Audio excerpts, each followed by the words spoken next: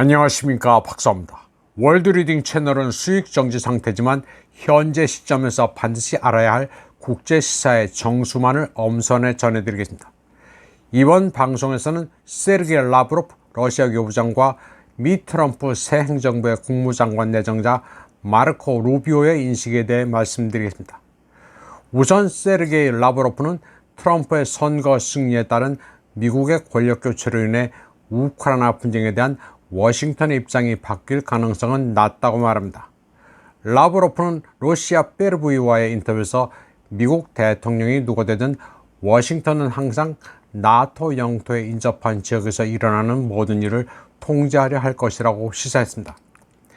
그는 미국이 그런 과정을 통제하고 싶어 할 것이라는 데는 의심의 여지가 없다고 말했습니다. 라브로프는 우크라이나와 유럽 문제에 대한 워싱턴의 태도는 원칙적으로 변하지 않을 것이라고 말했습니다. 워싱턴은 늘 나토 근처와 나토 지역 자체에서 일어나는 모든 일을 주시하려 노력할 것이라고 그는 말했습니다. 라브로프의 이 같은 발언은 백악관으로 복귀하는 즉시 우크라이나 갈등을 종식시키겠다고 한 트럼프의 발언에 따른 것입니다. 라브로프는 또한 우크라이나 갈등을 동결한다는 제안에 관한 최근 보도에 대해서도 논평했습니다.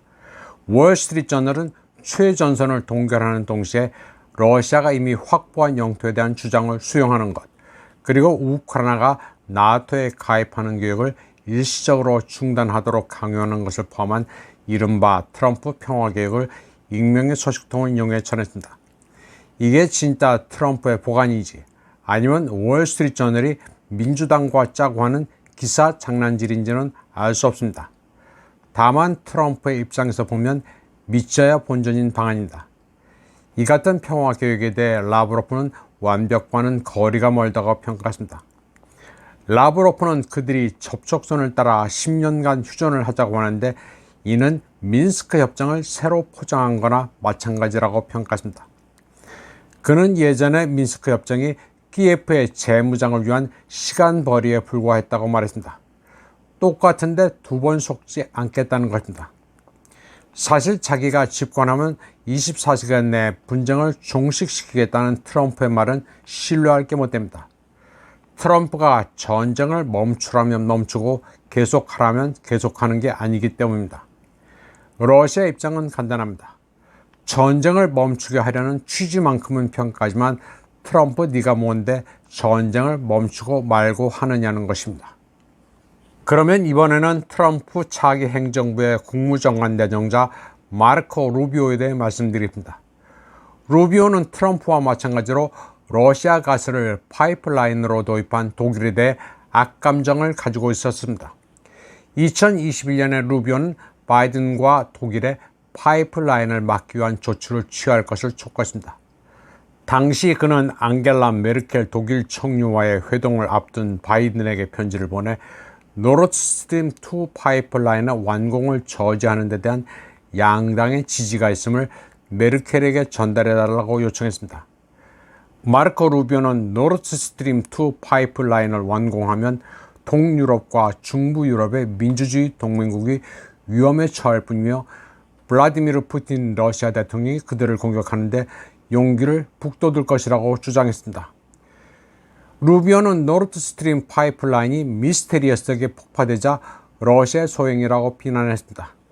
상식적으로 생각해보면 러시아가 파이프라인을 폭파할 하등의 이유가 없는데 엉뚱한 주장을 했습니다. 자기의 신발끈에 걸려 넘어진 셈입니다.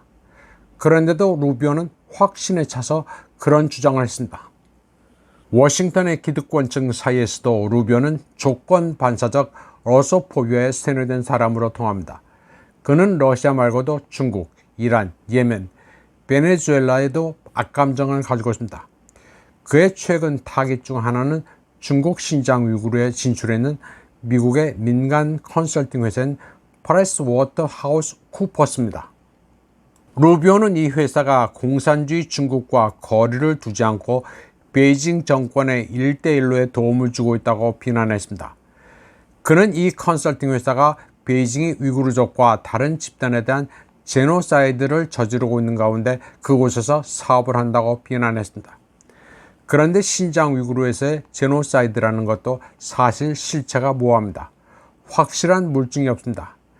위구르인들이 감옥에 수용된 이미지도 마약범 수용소라는 얘기가 있습니다. 루비오는 또 중국의 해외 입양 금지령을 비인도적이라고 비난했습니다. 그는 플로리다만 해도 중국 어린이와 매칭된 미국 가정이 약 300가구가 있다고 말했습니다. 그런데 자국민 아이를 해외로 입양 보내지 않는다는 게 왜 비인도적인지 알 수가 없습니다.